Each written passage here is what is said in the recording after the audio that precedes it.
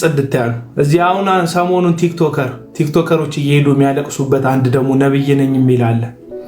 ማናት የኔ ጓደኛ ቃል ባባ ሄዳ እያለቀሰች አይቻታለሁ። ከዛ ምን ሆነሽ ነው አንቺ በየጠንቋይ ቤቱ ምዞሪ ብዬ በውስጥ አነግራታለሁ። ቃል ባባ የልቤን ይነገረኛለች። የልብህን ይነግሩሃል ሐሰተኛ ነቢያት። የውስጥ አንጀትህን ነው የሚያወሩክ። አንዳንድ ሰው ስድብ ያዝናል በነገራችን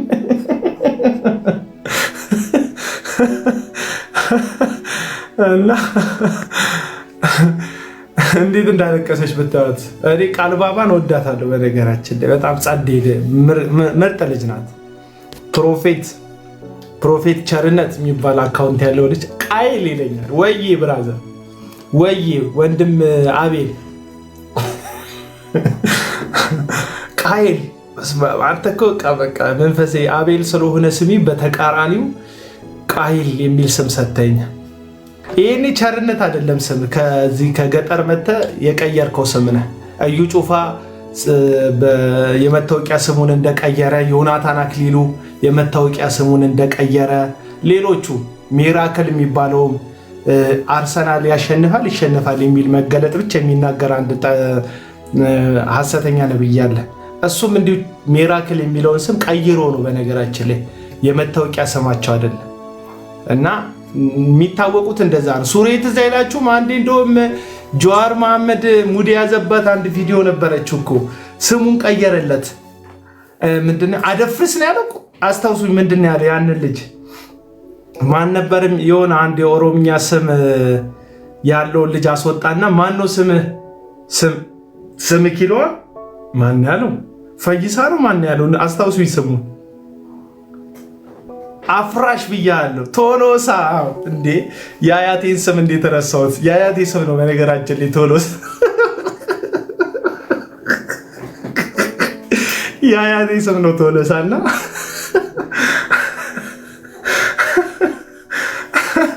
አፍራሽ ብያለሁ አለው። ካሁን በኋላ ስም ማን ይለዋል? ቶሎሳ ነው። እኛ የቶሎሳ የልጅ ልጆች ስማችንን ቶሎ መቀየር ይከብደናል። አሁን እዩ ጩፋ ዘፍኔ ነበር ስሙ፣ ዘፍኔ ጩፋ ነበር ስሙና ያው መብቱ ነው ስም መቀየር። በነገራችን ላይ ህገ መንግስታዊ መብት ነው፣ መብቱ ነው መቀየር። ከዛ ያው ነብይ ምናምን የነብይን ስም ምንድነው ብሎ ሲያስበው ማን ብል ህዝቡ ይቀበለኛል ብሎ ሲያስበው እዩ ብሎ ስሙን ቀየረ። የዮናታን አክሊሉም ስም እንደዚህ ይነበብ ነበር ስሙ። ከሚነበብ ቢያነበንብ ይሻላል ብሎ መሰለኝ ስሙን ዮናታን አለው ማለት ነው። ቢብሊካል ያደረጉት ስማቸውን። እኛ ስንወለድ የወጣልን ስም ነው አቤል፣ የመታወቂያ ስማችን ፈልጌው አይደለም። እኔ አሁን ቶሎሳም ቢሉኝ ገመዳም ቢሉኝ ገመቺስም ቢሉኝ ምንም አይከፋኝም ነበር እውነቱን ለመናገር። ያው ከስም ጋር ምንም እንትን የለውም፣ ልዩነት የለውም። በስም የምታፈር ከሆነ በጣም የሚያሳዝነው።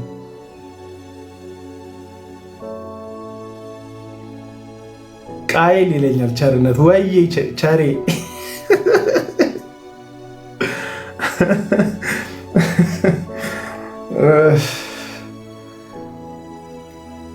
አሁን ምን የሚላቸው ይመስላችኋል? እንትና ሱራፌል ቸርች ያሉትን ሰዎች አይደለም መርቂያችሁ ረግሚያችሁ ራሱ እንዴት በረከት እንደሚያገኛችሁ አያችሁ ይላል። አሁን ሄዱ ቸርች ውስጥ የሚሰበሰቡለትን ሰዎች አያችሁ አይደለም? ቃል አውጥቼ መርቂያችሁ ተባረኩ ብያችሁ አይደለም? ብረግማችሁ ራሱ እርግማኔ ራሱ ለበረከት ነው የሚሆንላችሁ ነው የሚለው። ይኸው አይታችኋላ። የቴዲ አፍሮ ዘፈን ረገምኩት ኢንተርናሽናል ሆነ ነው የሚለው።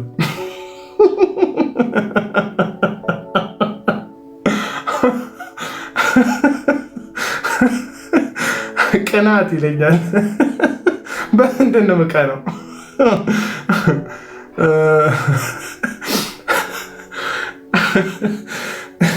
ሰው በራሱ እጅ አውጥቶ ይቀላል በመድኃኒዓለም ስም። በተለይ ይኸውላችሁ ግቡና ዮሐንስ ወንጌል ምዕራፍ 9ን አንብቧት። ዮሐንስ ወንጌል ምዕራፍ 9 ከልጅነቱ ጀምሮ አይነ ስውር የነበረው ሰው ታሪክ ያለበት ነው እና ኢየሱስ አገኘውና ልትድን ትፈልጋለህ አለው። እወዳለሁ አለው። አይኑን ምራቅ እንጥቃለና መሬት ላይ አይኑን ቀባ። አይኑን በጭቃ ቀባው። ከዛ ሂድና ሰሌዮም የሚባል መታጠቢያ አለ፣ እዛ ሂድና ታጠብ አለው።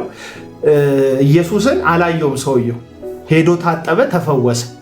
እና ሲፈወስ መነጋገሪያ ሆነ። እንዴ ይሄ ሰውዬ አይነ ስውር ነው አይደለም የሚሉ ሰፈር ውስጥ ከልጅነቱ ጀምሮ እውር ነው፣ በመለመን ቢተዳደረው ይታወቃል። ከዛ የዛን ዘመን ሰዎች አሉ፣ ምኩራብ ውስጥ ምናምን ያሉ መቅደስ ሰዎች አሉ። ጠሩትና ማን ነው ይሄንን ያደረገ? አንተ አይነ ስውር ነበርክ ሲሉት፣ አዎ አይነ ስውር ነበርኩ። እንዴት ልታይ ቻልክ? ኢየሱስ የሚባል ሰው መጣ፣ አይኔን በጭቃ ቀባኝ፣ ከዚህ ሂድና ታጠብ አለኝ፣ ታጠብኩ፣ አየው አላቸው። ከዛ ጠሩትና ኢየሱስ እሱ ኃጢአተኛ ነው፣ አመፀኛ ነው፣ ግን እግዚአብሔር አንተን አድነዋል፣ ሂድ ሲሉት፣ እንዴ እግዚአብሔር እኮ የኃጢአተኛና የአመፀኛ ጸሎት አይሰማም፣ ጻድቅ ስለሆነ ነው እግዚአብሔር ጸሎቱን የሰማው አለ። ይሄ መጽሐፍ ቅዱሳዊ ቤዚክ አንደርስታንዲንግ ነው። ጸሎት የሚሰማለት ሰው ጻድቅ የሆነ ሰው ነው። ጸሎት የሚሰማለት አዝነክ ልብህ ተሰብሮ በኃጢአት ውስጥ ወድቀ እግዚአብሔር ስትለምነው አይሰማህም ምናምን አይደለም፣ ይሰማል። እግዚአብሔር የደካሞችን የወደቁ ሰዎችን እግዚአብሔር ጸሎታቸውን ይሰማል። እግዚአብሔር ግን ከሐሰተኛ ነቢያት ጋር እንደሌለው የምታውቀው ከነሱ በተቃራኒ ነው የሚሰራው። ልክ እንደ በዓል ነቢያቶች ማለት ነው። በኤልያስ ዘመን የነበሩ ኤልዛቤል የምትቀልባቸው የበዓል ነቢያቶች ነበሩና እነዛ ነቢያቶች ከኤልያስ ጋር ተወራረዱ። የኔ አምላክ የሚሰማ የሚመልስ ነው አለ። ማን? ኤልያስ ነብዩ፣ እውነተኛው ነብይ ማለት ነው። እነሱ የኛ አምላክ በዓል ይሰማል አሉ። 50 የሚያክሉቱ እየቧጨሩ ደረታቸውን እየደቁ በዓል ወይና ምናምን ብለው ቢለምኑ የሚመጣ አምላክ የለም። ለምን? አምላካቸው የውሸት አምላክ ስለሆነ። ኤልያስ ሲለምን ግን እግዚአብሔር እሳት ላከ፣ መስዋዕቱንም ውሃውንም በላው፣ እሳቱ ወሰደው። ከዛ የኤልያስ አምላክ ሕያው እንደሆነ የሚሰራ እንደሆነ ተመሰከረለት። በእውነተኛና በሐሰተኛ ነቢያት መካከል ያለው ልዩነት ይሄ ነው። እውነተኛው ነቢይ ድምፁ ጸሎቱን እግዚአብሔር የሚሰማው ነው። ውሸታም ነቢይ ግን የሚሰማ አይደለም። አንዱ ምልክት ሐሰተኛ ነቢያቶች የሚጸልዩላችሁ ጸሎት አይሰራም። ውሸተኛ ነቢያቶች የሚረግሟችሁ እርግማን ራሱ አይሰራም። እንድታውቁ ነው፣ እንዳትፈሯቸው። የኔ ወገኖች ፕሮቴስታንቶች፣ ጴንጤዎችን ነው ይህንን የምነግራችሁ። ኦርቶዶክሳውያን ወይም የሌላው ቤተ እምነት እንደ ሙድ መያዣ ነው እንጂ የሚቆጥራቸው እንደናንተ ጫማቸውን ልላስላቸው፣ ልብሳቸውን ልንካላቸው፣ ጸጉራቸው ይፈውሰኛል፣ ያቀበሉኝ ሶፍት ያድነኛል ብሎ የሚያምን ሌላ ቤተ እምነት የለም። እዚህ ግን ፕሮቴስታንት ውስጥ ያላችሁ እነሱ በልዩ መንገድ እንደተቀቡ እግዚአብሔር በልዩነት እነሱን ቅድስተ ቅዱሳን አስቀብቶ ከመላእክት መካከል እያደረገ ሌሊት በሚስታቸው እቅፍ ሆነው በራእይ በመላእክት እቅፍ ሆኖ እንደሚታያቸው የምታስቡ ሰዎች አይደለም። ጸሎት አይጸልዩም እነዚህ ሐሰተኛ ነቢያት። ቴሌቪዥን ለዛ ነው ድራማ የሚሰሩት።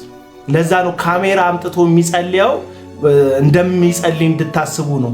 ድራማ ነው የሚሰሩባችሁ። ጸሎት ህይወት የላቸውም። የሚያውቁት ነገር የለም። እግዚአብሔርን ለምግብ ራሱ ቤታቸው ብትሄዱ አይጸልዩም እነዚህ ሰዎች። እግዚአብሔር እንዳለም አያምኑም እነዚህ ሰዎች። እግዚአብሔር እንዳለ የሚያምን ሰው አትሊስት እግዚአብሔርን ይፈራዋል። እንዳለ እኮ የምታምነው ነገር እኮ ትፈራል። ለምሳሌ አሁን ውጭ ሀገር ያላችሁ ሰዎች ምን መንግስት አለ ምናምን ትላላችሁ እናንተ ማለት ውጭ ሀገር ያላችሁ ሰዎች። እኛ ግን መንግስት እንዳለ እናውቃለን። ኢትዮጵያ ውስጥ ሊደብርክ ይችላል። ይሄ ልጅ መንግስት ደጋፊ ነው ልትል ትችላል። ሪያሊቲውን ነው የምልህ። ምክንያቱም እኔ ምናምን መንግስት አለ ምናምን እያልኩ እዚህ ጋር በለፈልፍ በሬን ኳኳል የለበሱ ሰዎች መጥተው ይወስዱኛል። አለቅ በህልውናው በመንግስት ህልውና ከመጣው ማለት ነው። ምክንያቱም ኢትዮጵያ ውስጥ ነው ያለሁት፣ ኤግዚስት ያደርጋል። ስለዚህ ንግግሮቼን ቃላቶቼን ምናምን ተጠያቂ እንዳያደርገኝ ለመጠንቀቅ ሞክራለሁ። ለምን? የሚጠይቀኝ ኤግዚስት የሚያደርግ አካል ስላለ ማለት ነው። አየቅ አንድ ነገር እንዳለ የምታስብ ከሆነ ትጠነቀቃለህ፣ ትፈራለህ። የሆነ ስጋት ይይዛል፣ የሆነ አካል ምላሽ ስለሚሰጥ ማለት ነው። ሐሰተኛ ነቢያት እግዚአብሔር እንዳለ ያምኑ። መሌ ሰፈሬ ልጅ ወንድም አለ ሐሰተኛ ነቢያት እግዚአብሔር እንዳለ አያምኑ። ለምን? በስሙ የሚዋሹት እንዳለ እርግጠኛ ቢሆኑ በስሙ ያዋሹ። እግዚአብሔር እንዳለ አያምኑ። ኤቲስቶች ናቸው። ኤቲስት ባይሆኑ ኖሮ እግዚአብሔርን ይፈሩታል። አትሊስት አንተ አረቄ ቤት እኮ የሚውለው የሰፈራችን ልጅ እኮ እግዚአብሔር እንዳለ ያምናል። ታውቃላችሁ አይደል? መጠጥ ቤት የሚውለው ጫት የሚቀመው በጣም ብዙ ሰው እኮ እግዚአብሔር እንዳለ ያምናል፣ ይፈራል እኮ። ከእግዚአብሔር ጋር በተያዘ የድካም ጉዳይ ኃጢአት ውስጥ ከቶት ሊሆን ይችላል። የብዙ ነገር ጉዳይ ድካም ውስጥ አድርጎት ሊሆን ይችላል እንጂ አብዛኛውን የምትለው አንግ የሚመታክ ሰውዬ ራሱ እግዚአብሔርን ይፈራል። በጣም ሙሌ ምን ላድርግ እና እግዚአብሔር እንዳለ ሃንግ የሚሰራክ ልጅ ያውቃል። ለዛ ነው እኮ ጨርሶ ማይገልህ። እግዚአብሔር እንደሚጠይቀው ያምናል። መዝረፉም ትክክል እንዳልሆነ እኮ እሱም ያውቃል፣ አንተም ታውቃለህ። አትሊስት ችግር ውስጥ እንዳለ ያምናል። አብዛኛው ሰው እግዚአብሔርም እንዳለ ያምናል፣ ይፈራል። ሲኦል ስለመግባት ይፈራል። ኃጢአት ሰሞኑን ዘፈን ኃጢአት ነው ኃጢአት አይደለም በሚለው መካከል ያለው እኮ የእግዚአብሔርን ኤግዚስተንስ የሚያምን ማህበረሰብ እንዳለ ማሳያ እኮ ነው። ዘፈን ኃጢአት ነው ሚልክ የሚከስክ ሰውዬ አለ በዚህ ጋር።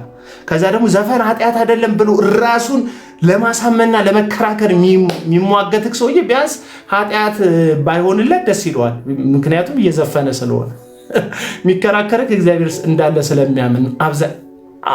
ሐሰተኛ ነቢያት እግዚአብሔር እንዳለ አያምኑ፣ ጭራሽ አያምኑትም። በስሙ ይዋሹበታል፣ በስሙ ይነግዱበታል። ትንቢት ኢየሱስ ነገረኝ እግዚአብሔር እንዲህ ይላል። እንዴት ትላለህ? አትፈራም እንዴ? ነውር አይደል እንዴ? በቃ ያልተፈወሰ ሰው ተፈወሰ ይሏል። የሆነ የከፈሉት ሰው የድራማ መጥቶ እንዲሰራ ገንዘብ ፈንድ ያደርጋሉ። የታወቀ ነው በነገራችን። ይኸው የሶሻል ሚዲያ ሚስጥር በጣም ብዙዎቻችሁ በጣም የዋህ ስለሆናችሁ ነው። አንዳንድ ሰዎች አዶናይን በማሞገስ አዶናይን በማድነቅ ፌመስ የሆኑ ሰዎች አሉ። ሰሞኑ በአዶናይ ተቀባይነት በኩል የሶሻል ሚዲያ ኢንፍሉዌንሰሮችን ዝም ብላችሁ ተከታተሏቸው። አንተ ለፍተህ ባመጣከው ዕውቅና መጥተው ኮላብ አድርገው ይሰራሉ። ይሄንን ሚስጥር እንድትሰሙኝ ነው። ኮላብ አድርገው ይሰራሉ። ለምሳሌ ሰሞኑ ቫይራል በሚሊዮኖች የታየ ልጅ አለ። ፋሽን የሚሰራ ልጅ አለ። በሚሊዮን እሱ ልጅ ላይ ሐሳብ ያልሰጠ ቲክቶከር ጠይቀኝ።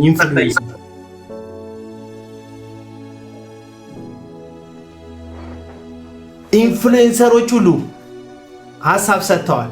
ኢንፍሉዌንሰሮች ሁሉ ለምን ስለሱ ልጅ ቃል ፑቲክ የሚባለው ልጅ ስለሱ ልጅ ስታወራ ቪዲዮ ይታያል።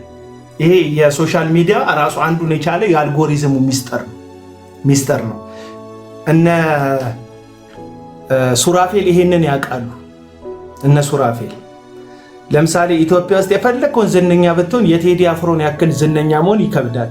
ምናልባት ቴዲ አፍሮን በዝና የምትበልጠው ሉሲ ልትሆን ትችላለች፣ ኢንተርናሽናል ስለሆነ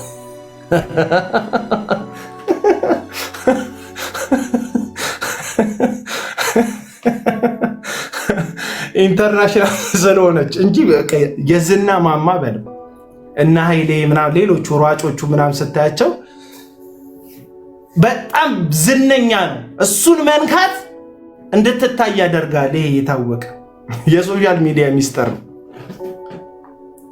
እና አደባባይ ወጥቶ የሚናገረው አንተ የቴዲ አፍሮን ዘፈን ስትዘፍን ሲኦል መግባትህ አስታስቦት የዘፈን ኃጢአተኝነት ተሰምቶት ዘፈን በተለየ መንገድ ሰሞኑን ኃጢአት ሆኖ ሳይሆን ምንም የተለየ ነገር የለም። ጎሳዬ ያወጣል፣ ማህሙድ ያወጣል፣ ቴዲ አፍሮ ያወጣል። ማነው መርካቶ ሰፈር የሚለው ማነው? ብዙዎቹ ያወጣሉ። አብዱ ከያር ያወጣል፣ ሌላውም ያወጣል። መዝሙር ይወጣል፣ ዘፈን ይወጣል። የተለመደ ዓለም ላይ የሚለመድ ነው። 2017ም ዘፈኖች ወጥቷል፣ መዝሙሮች ወጥቷል። ሰው የመረጠውን እየሰማ ነው። 2018ም ዘፈኖችም ምኖችም ወጥተዋል፣ እየተሰማ ነው። በተለየ መንገድ ቴዲ ላይ ጩኸት ለምን በረታበት ካልክ በቴዲ ዘፈን ሰዎች ብዙ ኢፌክት ይሆናሉ ብለው አስበው ሳይሆን ያን ነገር በመንካት ራሳቸውን ከተረሱበት የመረሳት መቃብር ውስጥ ቴዲ አፍሮ በሚባል ዲጂኖና መቆፈሪያ ራሳቸውን ቆፍረው ሊያወጡ ነው። ህዝቡም ነቃባቸው። ውርደት አደባባይ ላይ ተዋረድክ። በቃ ልታይ ስትል ተገለጽክ አደባባይ ላይ። ድሮም ኢየሱስን የእግዚአብሔርን ልጅ የተሰቀለውን የእግዚአብሔርን ልጅ ኢየሱስን ሳይሆን የማሳየት ዓላማችሁ ራሳችሁ ነው። ሰሞኑን እያየን ነበረ። ደረጃህን እያሳየህን፣ ወንበርህን እያሳየን፣ የቤትህን ሀብትህን እያሳየከን ነው። ሰሞኑ ማነ ሱራፌል የምትባለው ሐሰተኛ ነቢይ ያንን ሁሉ የሆንከው ኢየሱስ የሚባልን ስም በሐሰት ሽጠ እንደሆነ አውቃለሁ። ምቀኛ የሚል ስም እንደሚለጥፉብኝ አውቃለሁ። ከአዳሚዎች ሰው የሚያመልኩ ሰዎች ማለት ነው። ሰው የሚያመልኩ ሰዎች ሁለት አይነት ፕሮቴስታንት ነው ያለው። የመጀመሪያው ፕሮቴስታንት የእግዚአብሔርን ቃል የሚያምን፣ በእግዚአብሔር ቃል የሚደገፍ፣ በእግዚአብሔር ቃል የሚታመን፣ እግዚአብሔር አምላኩን ብቻ የሚመለከት ፕሮቴስታንት አለ። ሁለተኛ የፕሮቴስታንት ወገን አለ። ጴንጤ የሚባለው ወገን ደግሞ አለ። ሁሉም አይደለም፣ ከፊሉ በሰው የሚያምን፣ በሰው የሚታመን፣ ስጋ ለባሽን ምርኩዙ የሚያደርግ፣ ነቢያትንና አመፀኞችን እያሳደደ የሚደግፍ፣ ቬሏቸውን የሚጎትት፣ እንደ ቀይ ምንጣፍ ልነጠፍላችሁ፣ እንደ ሳር ልጎዝጎዝላችሁ የሚል ደግሞ ማህበረሰብ አለ። አንተ ከየትኛው ነህ? በአምላክ በእግዚአብሔር ላይ የምትታመን በስጋ ለባሽ ላይ ማትደገፍ ነው? ኦ በስጋ ለባሽ በሆኑ በምስኪን ሰዎች ላይ የምትደገፍ ነው? አለቅ። ከአንድ ከድሃ ማህበረሰብ በእግዚአብሔር ስም መሐረብ ተፈቶ የመጣን ሀብት መቃወም ምቀኝነት አይደለም፣ ጀስቲስ ነው። ፍትህን መጠየቅ ነው። አብዛኛውን ሰው ፍትህንና ምቀኝነትን አያውቅም። ምቀኝነት ማለት ይኸውልህ ብራዘር፣ እንዳንተ ጎረቤት ቀለም ሲያስቀባ ያለ ፕሮግራም ቀለም እንደምታስቀባው እንዳንተ መሆን ማለት ነው ምቀኝነት ማለት። ምቀኝነት ማለት ጎረቤትክ ሳይነግር በራሱ ፕሮግራምና አጀንዳ በራሱ ስኬጁል ሶፋ ሲቀይር የሌለህን ተበድረና ተለቅተ እሱ ስለገዛ አንተ ስትገዛ ምቀኝነት። ይሄ በቃ ቅናት ምቀኝነት የሚባለው። እኔ ምን አገባኝ የምመቀኝ? ስለ ቪኤታቸው ሳወራ በመንዳታቸው ተናድጄ አይደለም። ቪኤት የሚነዳ ነብይ ያልሆነ ብዙ ሰው አውቃለሁ። አንዱንም ስሙን ጠርቼ ግን አላውቅም። በአምላኬ ስም በእግዚአብሔር ስም መነገዱ ግን ከምንም በላይ እግር እሳት ይሆንብኛል። ውስጤ ይቆጣል። ደግሞ እያየሄን ነው የምነግርህ ነገር ተከታታይ የሆነ ማመን አትፈልጉም እንጂ የሆነ አሁን እኔ መጀመሪያ ላይ ቪዲዮ መስራት ያልፈለኩት የቴዲ አፍሮ ዘፋኝ ደጋፊ ነው የምመስለው። ሱራፌልን ብቃወም ለምን ብዙ አይምሯቸው የጠበበ የማሰብ ሊሚታቸውን ከአዳራሽና ከቴሌቪዥን ከመንፈሳዊ ቴሌቪዥን ፕሮግራም ከመለወጥ ያላለፉ ብዙ ፕሮቴስታንት ማህበረሰብ መሃል ላይ ነው ያለው። ስትናገር የሚያስቡት አንተ ዘፋኝን ተደግፋለህ። ቴዲን ስለመደገፍ እስካሁን አላወራሁም። ስለ ቴዲ ዘፈን አላወራሁም። ልክ ነው ዘፈኑ ስህተት ነውም አላልኩም። እኔ አይመለከተኝም። የኔ እንትን አይደለም፣ የኔ ኤሪያ አይደለም። ቴዲ ቢያወጣም መብቱ ነው። ገባም ቢያወጣም መብቱ ነው። ሰዎች ግን ተመችቷቸው እየገዙት ነው። እኔ ምን አገባኝ? ለጎሳዬ አልበም ጊዜ ያልጮኩኝ ሰውዬ የቴዲ አልበም ሲወጣ በተለየ መንገድ ለምንድን ነው መጮህ? ፍቅር አዲስ ነቃ ጥበብ ስታወጣ ምንም ያልመሰለክ ሰውዬ፣ ትዝም ያላለክ ሰውዬ ቴዲ አፍሮ ሲወጣ ምን መሬት መንቀጥቀጥ እንደተነሳ ሰው ምን ያንዘፈዝፋል? በቃ ወጣ ነው። ከዚህ በፊት ነግሬያቸዋለሁ። አንድ ሰው በግለሰብ ደረጃ መንግስትን መደገፍ መብቱ ነው። አንድ ሰው በግለሰብ ደረጃ መንግስትን መደገፍ መብቱ ነው። የሚቃወሙ ደግሞ ሰዎች አሉ። መብታቸውን መቃወም መብታቸውን። አንተ ስለምትቃወም ለምን መንግስትን ደገፍክ ብለህ ደጋፊ ማሳደድ ደግሞ የምትደግፈው ሰውዬ እንዴት መንግስትን ትቃወማላችሁ ብለህ ቀንድ መውጣት የለብህም። ቴዲ አፍሮ የተመለከተውን አየሁት ያለውን ነገር ገጥሞ ደርሶ ለቋል። የሚሰሙት ኦዲየንሶቹ ይሰሙታል። የማንሰማው ደግሞ እኛ አለን አንሰማ። የማንሰማው ግን መጀመሪያውንም ስለማንሰማ እንጂ ቴዲ ስለሆነ አይደለም ማንሰማው፣ ወይም ደግሞ ቴዲ ስለሆነ አይደለም ምንሰማው። በቃ አንሰማ ማልሰማውን ያውን አልሰማ። አሁን ዳስጣል 3-4 ሰዎች ኮመንት ላይ ዳስጣል ብለውኝ መጀመሪያ ጊዜ ብሎክ አረኳቸው። እኔ ብዙ ጊዜ ማነሳቸው ሐሳቦች ሐሰተኞችን የሚቃወም ስለሆነ ስቃወም መጥቶ ዳስጣል አለኝ። አንዱ ስለ ሃይላንድ ውድነት ስለ ውሃ ውድነት የሰራሁበት ቪዲዮ ላይ ፌስቡክ ላይ መጥቶ ዳስጣል ሲለኝ ይሄ ሰውዬ ምን የጋራ ችግራችንን እያወራው ዳስጣል ይላል እንዴ ብዬ ብሎክ አረኩት። ከዛ ለካ የዘፈን ርዕስ ነው። አልገባኝም ነበር። ስለ ግፍ መቃወም ካላችሁ በየትኛውም ግድያ፣ በየትኛውም ሞት ስፔሻሊ ሰሜን ላይ በተነሳ፣ ምዕራብ ላይ በተነሳ፣ ምስራቅ ላይ በተነሳ፣ ደቡብ ላይ በተነሳ በየትኛውም ግፍ ውስጥ እጄን አውጥቼ ሞት ላይ ስስማማ ሳጨበጭብ አታዩኝ። በተለይ የሰሜን ህዝብ በደል ጉዳይ ተሰምቶኝ ሁሌ እቃወማለሁ። እንደ ብሔር እንደ ስጋ ለባሽ ካያችሁት ብሔሬ ከኦሮሞ እናትና አባት ነው የተወለድኩት። እጄንም አውጥቼ አይደለም የተወለድኩት። የትግራይን ህዝብ ወደዋለሁ፣ የአማራን ህዝብ ወደዋለሁ። በጣም ነው የምወደው። ካልቸሬ የተቀደው ከዛ እንደሆነ አውቃለሁ። በቃ ካልቸሬ የተቀደው ከዛ ነው። አሁን ማወራው አማርኛ የመጣው ከዛ ነው። ሌላ ቋንቋ ትችላለህ ብትልኝ አልችልም። ኦሮሞኛ ትችላለህ? አልችልም። ስለዚህ እኔ መሀል አዲስ አበባ የተወለድኩኝ አማርኛ ተናጋሪ ከኦሮሞ ቤተሰብ የተገኘው ሰው ነኝ። ኦሮሞነትን ታከብ በጣም ነው ማከብረው። ካይንድ ፒፕል ነው ኦሮሞም ህዝብ ገባ። ልክ እንደ ሰሜኑ ህዝብ ጠንካራ እንደሆነው ህዝብ እዚህ ጋርም ደግሞ በጣም ቆንጆ ቆንጆ ብርታቶች አሉ። በዚህ መካከል መንግስት ይመጣል፣ መንግስት ይሄዳል። ኦፍ ኮርስ መንግስት ይመጣል፣ መንግስት ይሄዳል። ቤተ ክርስቲያን ግን እንዴት ነው ነገሩ የምታስተካከለው? ከብዙ ሰዎች ጋር አልስማማ።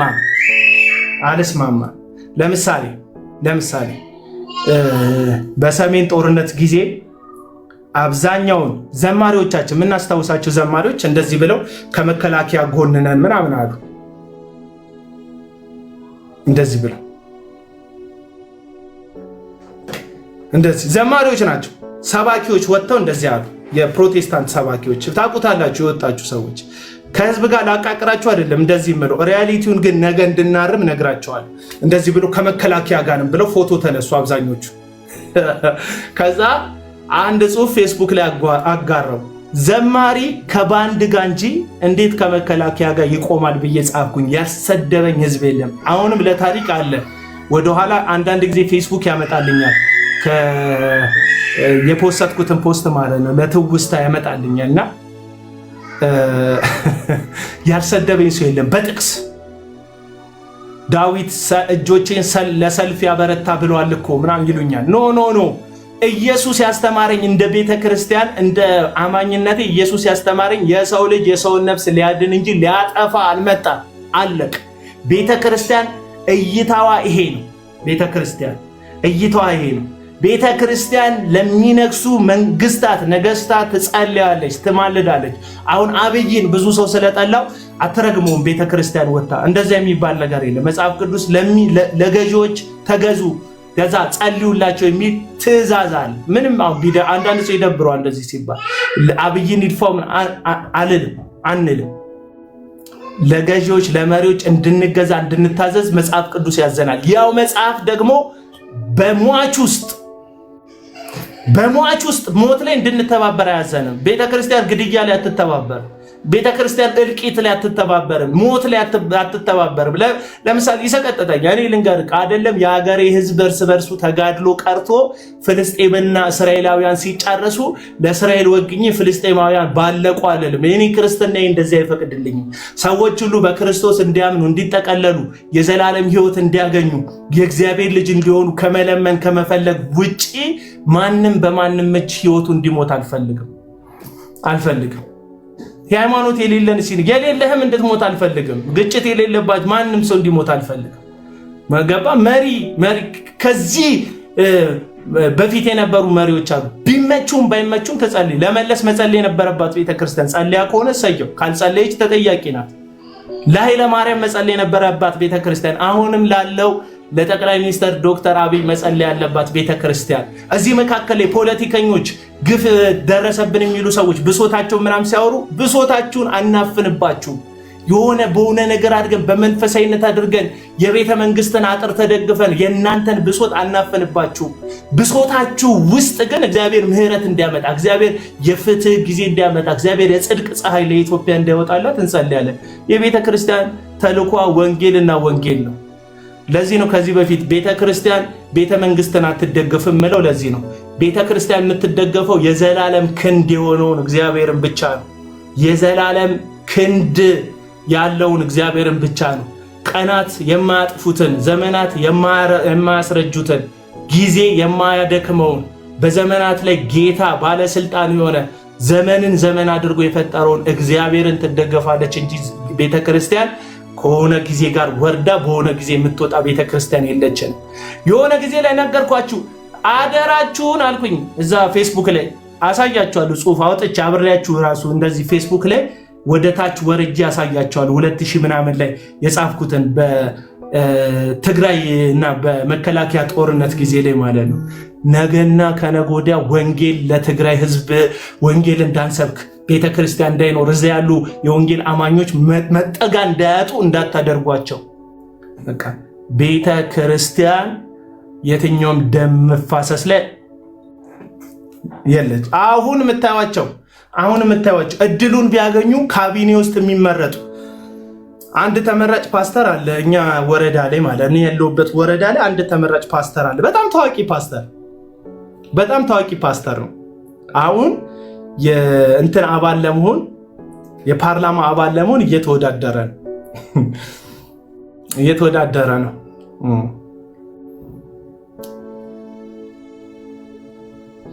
እግዚአብሔር ወንጌልን እንድትናገር እድል የሰጠህ ግለሰብ ወንበር ለመያዝ ደፋ ቀና ካልክ ሰማይ ምን እንደሆነ አልገባህም ማለት ነው።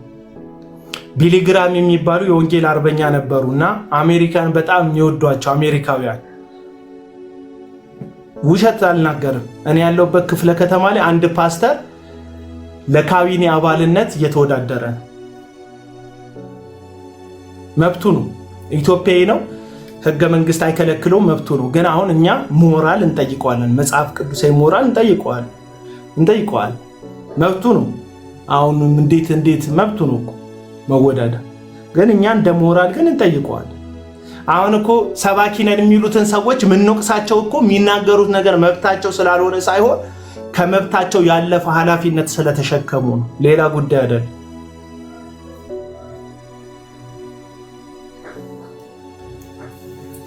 ሰሞኑን ራሱን ሐዋርያ እያለ የሚጠራ ዘላለም የሚባለውን ግለሰብ ሰምታችኋል።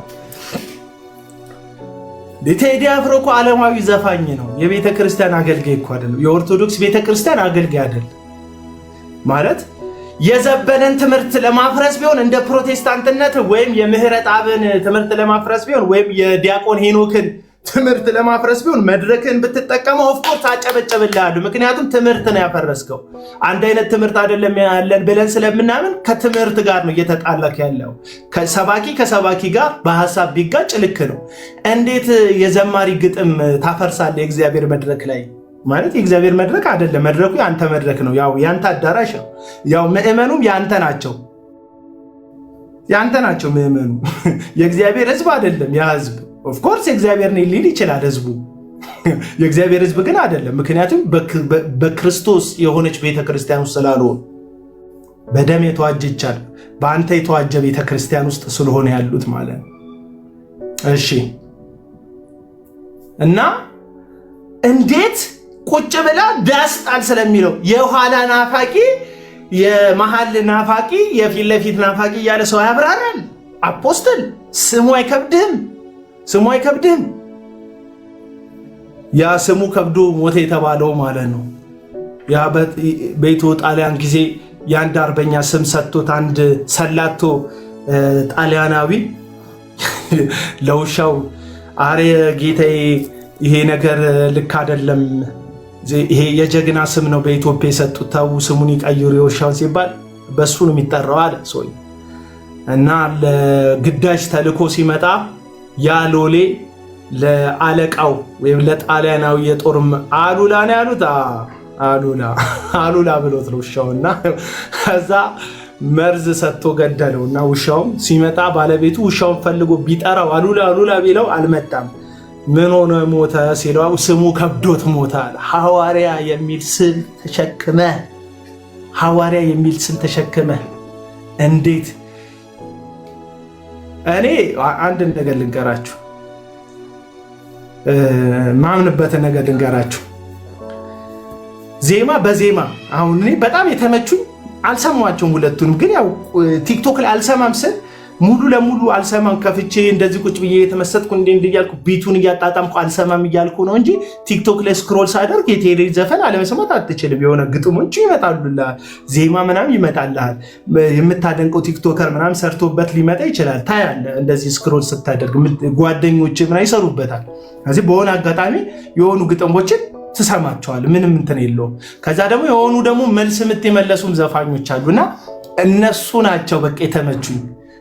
ለዘፋኝ ሐሳብ በዘፋኝ ሐሳብ ጣመም አልጣመም ግጥማቸው ቤት መጣም አልመጣም በርገርም አሉ እንትን ጆከርም አሉ የፈለጉትን ብለው ቤት ይምታ የፈለጉትን ይቅጠሙ። ግን አየል በቅኔ ለተነገረ ሐሳብ በቅኔ መልስ ይሰጣል። ይሄ የጥበብ ጨዋታ ነው። በግጥም እኮ ሰዎች እኮ ይዘላለፋሉ። በመጣጥፍ እኮ ሰዎች ጋዜጣ ላይ መልስ ይሰጣጣሉ። እንደዚህ ሲሆን ደስ ይላል፣ ሰላማዊ ነው አየሩ። የጥበብ ሰው ለጥበብ ሰው ውጊያ ያደርጋል። የተሻለው ሐሳብ ብዙ ሰው ይገዛዋል። በቃ እንደዛ ይካሄዳል። ፖለቲከኛ ለፖለቲከኛ መልስ ይሰጣል። ሰባኪ ለሰባኪ መልስ ይሰጣል። አስተማሪ ለአስተማሪ መልስ ይሰጣል። አፖስትል የሚል ስም ይዘህ ለዘፋኝ እንዴት መልስ ትሰጣለህ? እውነት አፖስትል የሚል ትልቅ ስም ይዘህ እንዴት ለዘፋኝ መልስ ትሰጣለህ? እንዴት መልስ ይሰጣል? ነብይ የሆነ እንደዚህ ነው እያልክ ጥርስን የሐሙሱ ፈረስ ምናምን ጋልበኸው የምታውቅ እኮ ነው የምትመስለው ፈረሱን። እኔ የሐሙሱ ፈረስ እንደዚህ አሳስቦክ የምትጸልይበት ከሆነ ጋልበኸው አንተ ፈረሱ። የሐሙሱ ፈረስ ከለሩን ንገረን በእናትህ። ምን አይነት ከለር ነው ያለው የአንተ የሐሙስ ፈረስ? እውነቴን ነው የምላችሁ ፕሮቴስታንት ወገኖቼ፣ አሰደቧችሁ፣ አሰደቡን፣ አዋረዱን። ጭፈራውን እስቲ ዳንስ እስቲ የኦርቶዶክስ እንትን ላይ ዕቅበተ እምነት አብረው የሚሰሩ ከናክሊል ጋር ከነምናምን ጋር ከነጋዴ ጋር ከሌሎችም ጋር የሚሰሩ ከዮባ ጋር ያልጠራችሁም ካላችሁ ሁላችሁ እዚህ ውስጥ ያለ ከነ ያሬድ ጋር ከሌሎችም ከነ ዲያቆን ያሬድ ጋር ከሁሉም ጋር የሚሰሩት የሚመሮቹ ቪዲዮ እየቆራረጡ የሚያወጡላቸው ልጆች ጴንጤ አይጨፍርም ስትሉ የሚያሸማግል ጭፈራ እንዲህ ያለ ፒፒ የሚል ዘፈን የሚያመጡ ልኬት ነው። ከነዚህ ከሐሰተኞቹ ነቢያት አዳራሽ እኮ ነው የሚመጣው ዳንሱ ጭፈራ። እንዴ እዩ ጩፋ 14 ዓመት 15 ዓመት ጌታን አገለገልኩ ምናምን ይልሃል። እንዴት ሰው በአንድ እግሩ እንዲህ ሆኖ ቂጡን ወደ ላይ ያንቀሳቀሰ ኪነት ውስጥ ካልሰራ በስተቀር እንዴት እንደዚህ ሊደንስ ይችላል? አንድ ዘፋኝ አንድ አገልጋይ ነኝ የሚል ሰው በዚህን ያክል ይመጣል። እኔ ከኦሮሞ ቤተሰብ የተገኘው ልጅ ነኝ ይላል። ኦሮምኛ ጨፍር ብትለኝ ሞክራለሁ። ውድድሩ ጭፈራ ቤት ምናምን ተወዛውዣለሁ። ገባ ጨብስ ይዤ ምናምን ነካ አድርጊያለሁ የሆነ ዳንስ ነገር። እንደዛ ሞኛ አልችልም። በቃ ማንም እንደሚያደርገው ሞክራለሁ እንጂ እንዴት ሰው እንደዚህ ስክክ ያለ የባህል ዳንስ ይደንሳል? እንዴ ሰጨፍር ነው የምትውለው ማለት ነው እኮ ሌላው ጉዳይ የለውም ብራዘር። እንዴት ዳንስ እንደዚህ ይሳካላል? ጴንጤው በጣም ነው የሚጨፍረው። ኒኒናናና እኔ የሚለው ልጅ አሁን ዳንሱን ጭፈራው ናይት ክለቡን ይኸው እስቲ ኮንሰርት ብለህ የምትሄድበትን ቦታ ይኸው ድባቡን ይኸው የበረከት ተስፋዬን አዘላለል ይኸው የቴዲ አፍሮ ኢንፍሉዌንስ የለበትም ነው የምትለው? የበረከት ተስፋዬ አዘላለል ላይ በረከት ተስፋዬ መድረክ ላይ የሚዘለው ባንዲራ የሚያደርግበት የኢትዮጵያ ባንዲራ የሚያደርግበት ስታይል ከቴዲ አፍሮ የኮንሰርት ስታይል አይደለም የሚወሰደው? ለምን እንወሻሻለን? ለምን በውሸት እንቀበዋለን? እውነተኞቻችንን ገፍተን እያስወጣናቸው እኮ ነው። ልክ እንደ ደረጃ አይነት ሰዎች እውነትም የሚወዱ ሰው የሆነ ከዝባዝንኪ ጋር መተባበር የማይፈልግ ደረጃ ልክ ነው እያልኩ አይደለም። እኔ ደረጃን ወደዋለሁ። ማናችንም እንወደዋለን። ሌጀንዳችን ነው ማለት አሁን የምንተችበትንም የምንደነቅበትን ሙዚቃ ያስገባው ደረጀ ከበደ ነው። ዶክተር ደረጀ ከበደ ነው። የመጀመሪያው በኪቦርድ የተሰራ መዝሙር በፕሮቴስታንት የደረጀ ከበደ ነው። ደረጀ ከበደ ፍትህን አመፅን እኛ ሐሰተኛ ነቢያት እንደዚህ ከመፍላታቸው በፊት አዳራሽ እንደሚከፋፈቱ ትንቢታዊ የሚመስል ሁሉ መዝሙር ያለው ጀግና ዘማሪ ነው። አሁን ላይ የወገኖቹ መጠቃት ያው ባይብሊካል ኮንቴክስት በማይጠብቅ መንገድ ወገንተኛ ሆኖ የአንድ ወገን ፍትህን ይጠይቃል እንጂ ፍትህን መጠየቁ ራሱን ችሎም ችግር የለውም። ገባ? እንደ እግዚአብሔር ሰው መጽሐፍ ቅዱስን እንደሚያውቅ ከወገን ከብሔር እንደተዋጀ ሰው ለሁሉ ፍትህን መጠየቅ አለበት። በነገራችን ላይ እየተገፋፋ ያለው በሰው ውስጥ የሚኖር አመፀኝነትና በሰው ውስጥ የሚኖር ደግነት ነው። ጦርነት የገጠሙት ብሔርና ብሔር አይደለም። ጦርነት የገጠሙት ወገኖች በሰው ውስጥ የሚኖር ክፋትና በሰው ውስጥ የሚኖር ደግነት ነው። ሁሌ መልካምነት ይጨቁናል፣ ሁሌ መልካምነት ይረገጣል፣ ሁሌ መልካምነት እንጂ ይሄ ጉዳዩ የብሔር አይደለም። አሁን ራሱ ሰይጣን የሚፈልገው የሆነ ብሔር ገፋኝ ብላችሁ እንድታስቡ ነው። ለምንድን ነው ያንን የሚያሳስባችሁ? ሰይጣን ነገና ከነጎዳ እናንተም ሪቬንጅ እንድትበቀሉ ያንኑ መልሳችሁ አደረገን በምትሉት ላይ እንድታደርጉ አይደለም። እየተገፋፋ ያለው በሰው ውስጥ የሚኖር ክፋትና በሰው ውስጥ የሚኖር መልካምነት ነው ሁሉ የሚገፋፋ። ጆርጅ ፍሎይድ የሚባለው አሜሪካ ውስጥ አይ ካንት ብሪዝ ብሎ የሞተው በጣም ብዙ ሰዎችን ያስቆጨው ነጭ ፖሊሶች እንደዚህ አንገቱ ላይ ረግጠው የገደሉት አሜሪካ ሀገር ግፍ አለ። ጥቁሮቹ ይበደላሉ። ገባ? ምንም ያልታጠቀ ጥቁር እኮ ገና ለገና መሳሪያ ያለው ተብሎ እኮ ይገደላል። መሳሪያ ያለው መስሎኝ ነው ብሎ ሰውየው ከስልጣኑ ከእንትኑ አይባረርም እኮ አሜሪካ ውስጥ እንዴ። ከዘመናት በፊት ጀርመን ውስጥ እኮ አይሁድነት አመፅ ሆኖ ከአውሮፓ ምድር ተለቃቅሞ በናዚዎች ተጨፍጭፈዋል። በጣም ብዙ ሰዎች ተገለዋል እኮ። አየ ብሔር ነኝ ይላል፣ ሃይማኖት ነኝ ይላል። መንገድ ላይ እኮ የጨርቆስ ልጆች ታርደዋል እኮ ታርደዋል። ሊቢያ ላይ እንደዚህ ተይዘው የቅርብ ቀን ትውስቶቻችን እኮ ናቸው የጨርቆስ ልጆች እንደዚህ የታረዱት መንገድ ላይ። ይኸውላችሁ ፋይት እያደረገ ያለው በሰው ውስጥ ያለ ጨለማና በሰው ውስጥ ያለ ብርሃን ነው። ልትደነቁ ይገባቸዋል። ሰው መልካም ነገር ሲያደርግ ምድር ላይ ጌታን ፋይት እያደረገ ሁሌ መልካምነት ሁሌ እንደተሸነፈ ነው እዚህ ምድር ላይ። መልካምነት እንደተገፋ ነው ሁሌ እዚህ ምድር ላይ እንዴ። ያባ እድሉን ስላላገኘን እንጂ እኛም እድሉን ብናገኝ እኮ ከበዴዎች መካከል ልንሆን እንችላለን። ታውቃላችኋል። ስለዚህ ፋይት የሚያደርገው በሰው ውስጥ የሚኖር ክፋትና በሰው ውስጥ የሚኖር ደግነት ነው። ኦሮሞነትና አማራነት አይደለም እየተገዳደለ እየተጨቋቆነ ያለው። ትግራዋይነትና አማራነት አይደለም እየተጣላ ያለው። ክፋትና ደግነት ነው ሁሌ የሚጣለው። ክፋትና ደግነት ያ ደግሞ በመካከልም አለ። እሺ ሁላችንም እንትን ድንበር ዘግተን ተመጭቶን ምን በለው ምን ጠጣው አግኝተን ብንኖር እርስ በርስ እኮ ሰው ይተላለቃል። ታውቃላችኋል። እርስ በርስ ይተላለቃል።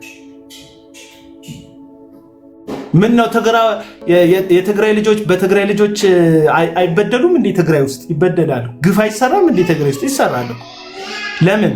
እዛ ውስጥ ክፋትና ደግነት ጦርነት ስለሚገጥሙ ሁሌ ብርሃንና ጨለማ ፋይት ላይ ስላሉ ሁሌ። ስለዚህ ወርደን የሆነ እንዳንጠብ ወዳጆች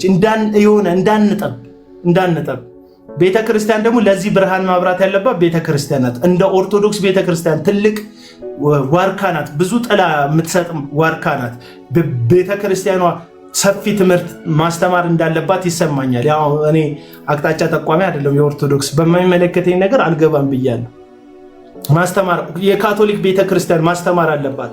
የሥላሴ አማንያን ስለሆንን ማለት ነው። የፕሮቴስታንት ቤተክርስቲያን ከዚህ በፊት ነግሬያቸው ስፔሻሊ ቤተክርስቲያንን ከቤተ መንግስት ጋር አትለጥፏት። በግልህ መደገፍ መብት ነው። ብልጽግና ፓርቲ ጠቅላይ ሚኒስተርህን መውደድ ማድነቅ መብት ነው።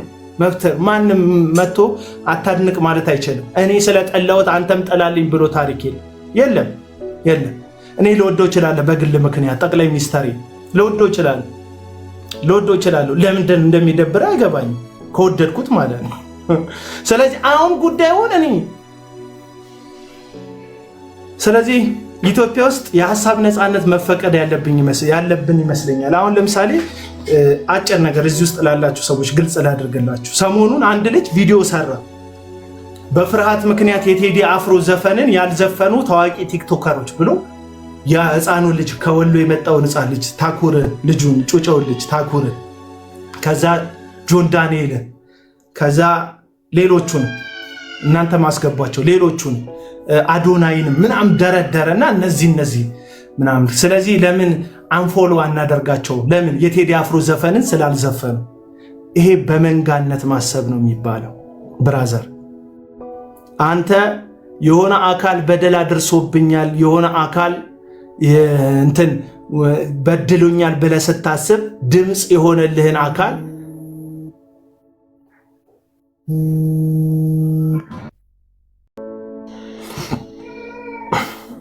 እና አንተ የሆነ አካል ጨቁኖኛል በድሎኛል ላልከው ድምፅ ስለሆነ ይህንን ድምፃዊ ከወደድክ ካደነቅ ሌላው እንዳንተ ማሰብና እንዳንተ ነገር ይሁን ማድነቅና መወደድ አለበት ማለት አይደለም። ነፃነት ስጡ። እሺ፣ በተለይ ነፃነት የምትወዱ ሰዎች ለሰው ነፃነት ስጡ። ፍሪ ስፔስ ይኖራችሁ። ለሰው እረፍት ስጡ። አሁን እኔ ባለፈው አንድ የኦርቶዶክስ ዘማሪ እንትን አደረኩኝ።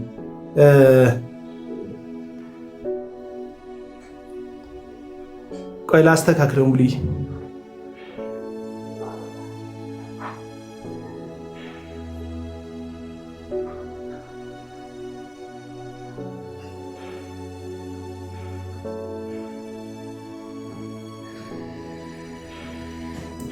ሶሪ እንግዲህ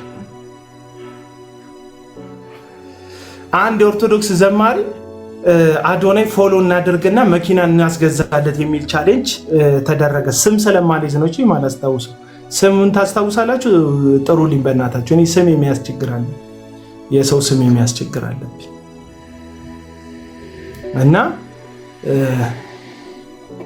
አንድ የኦርቶዶክስ ምናምን የምልበት ምክንያት ለዛ ነው። እና ለገብረ ዮሐንስ እና ያንን የጥርስ ሕክምና ክሊኒክ ፎሎ አደረግኩኝ።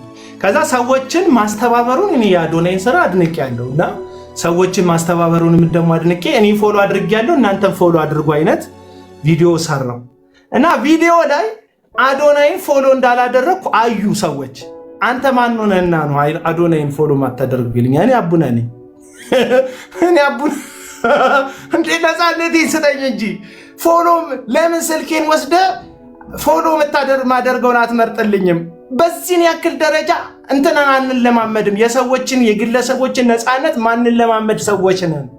ለዛ ነው ማፈን። አሁን አንተ ስልጣን ላይ ብትወጣ እንዴት ነው የምታስተነፍሰን? አታስተነፍሰንም እኮ አንተ አሁን ስልጣን ላይ ብትወጣ እንዴት ታስተነፍሰኛለህ? እኔ ወደድኩትን ካልወደድክ እያልከኝ ነው። ልክ እንደዚሁ የቴዲ አፍሮ ለአንተ ተመችቷል፣ በእንባ ነው ሐሳብህን ያስገለጸ። ምንም ያልመሰለን ሰዎች ደግሞ አለን። አይኖ ገባ። ስለዚህ ለኛም ደግሞ ስፔስ ሰጠ። እንዴት አስለቀሰ አልልህም፣ እንዴት አላስለቀሰህም ግን እንዳትለኝ። አንተ ንስሐ ገባ ይለኛል አንዱ። ንስሐ አባቴ እኮ ሌላ ከተማ ሄደው እኮ ነው። ጉራም አለብህ ወረኝ ጉራ አይደለም እላችሁ። ይሄንን ነገር በትክክል እንድትረዱት ነው። በጣም እያንዳንዱ ህይወታችን ላይ ማተር ስለሚያደርጉ ነገሮች ናቸው እየነገርኳቸው ያለሁት። እኛ ኢትዮጵያውያን የወደድነውን በጀማ ሰው እንዲወድልን፣ የጠላነውን ሰው እንዲጠላልን እንፈልጋለን። የመጀመሪያ መለማመድ ያለብን በግል ሰዎች የሚመቻቸዋል ማይመቻቸዋል። ይሄንን ነፃነት ስጡ። ልክ እንደዚሁ እኔ ለዛ ነው እኔ ለሰዎች ሐሳብ ነፃነት ለመስጠት ሞክራለሁ። እኔ አሪፍ ነፃነት ሰጪ ነኝ። በቃ እንደኔ ዲሞክራሲ የለም እያልኩኝም አይደለም፣ ምርጫ ቅስቀሳም አይደለም፣ ተወዳዳሪ አይደለም። ግን አትሊስት ሰው የፈለገውን እንዲያስብ እድል ስትሰጡት ይሄንን እንትን ኤክስፒሪየንስ ስናደርግ ነው ነፃነት ኢትዮጵያ ውስጥ መስፈን የሚጀምረው። አትሊስት ሰው የማሰብ ነፃነት፣ የማውራት ነፃነት። በቴዲ አፍሮ ዘፈን አልሰሩምና አንፎሎ እናደርጋቸው እያልክ የምታስብ ከሆነ አሁን አንተ ምን ትለያለህ? ልክ የሶማሌ ባህር ላይ እንዳሉ መርከብ እንደሚያገቱ ይህን ያህል ሚሊዮን ብር ካልተሰጠን መርከቧ አትንቀሳቀስም እንደሚሉ አንፎሎ አደርጋለሁ። ፎሎ አንተ ጨናት አንፎሎ አደርጋለሁ ነው ያልኩት። ይሄ እኮ አስገድ መሳሪያ ደቅኖ ሰውየውን ከማስገደድ አንተ አሁን መሳሪያ አልታጠቅም እንጂ ባለችህ አቅም ትፍጨረጨራለህ። ባለችህ አቅም ሰውን ለማስገደድ ትጥራለህ። አይኖ ግን የሚጠቅመን ነገርም አይደለም ሙከራ የምናደርገው። ገባችሁ አይደል? ደረጀ ንስሐ ግባ የምትለኝ ሰው ቆይ በኋላ አስገባለሁ። እና እንደዛ ነው ነገሮችን ለሰዎች ነፃነት መስጠት መልመድ አለብን። በተለይ ቤተክርስቲያን ደግሞ እችን ነገር ልበድና እነ ሙሌ ማሳብ ካላቸው ይሄዱበታል። በተለይ ቤተክርስቲያን በዘመናት መካከል ለመሪዎች መገዛት አለባት። ትክክል። ለሚያስተዳድር ቀበሌውን ወረዳውን ለሚያስተዳድር ሰው በሰላም እንድትወጣ አመፀኛውን እንዲቀጡት ደግሞ መልካም ያደረገውን እንዲሸልሙት እግዚአብሔር ሰይፍ አስታጠቃቸው ናቸው። በቃ ምንም ማድረግ አትችልም። በቃ እግዚአብሔር ነው የሾመው። ይሄ የቤተክርስቲያን አንደርስታንዲንግ ነው። ቤተክርስቲያን በዘመናት መካከል የመጀመሪያውን ክፍለ ዘመን ላይ ያለችው ስደት ላይ የነበረችውን ቤተክርስቲያን ሂድና ተመልከት። የሮም መንግስት ያስራት ያጎሳቁላት እስር ቤት ይጥላት የነበረች ቤተክርስቲያን ናት። ሐዋርያቱ ታርደው አንዳንዶቹ ተሰቅለው አንዳንዶቹ መጥበሻ ላይ ተጠብሰው ይሞቱ ናቸው ሐዋርያቱ። ቤተክርስቲያንን ግን ታዘዙ የሚል ጽሑፍ ይጽፋል ጳውሎስ። ጳውሎስ በማን እጅ ይሞት ይመስላል? በኒሮ እጅ ሮም ውስጥ ነው የተገደለው። አሁንም ሮም ብትሄድ ሮም ውስጥ የጳውሎስና የጴጥሮስን እዚህ ጋር የተገደሉት ተብለ ትጎበኛለህ። መቃብር ቦታቸውን መስዓት ሰማዕት የሆኑበትን ቦታዎቻቸው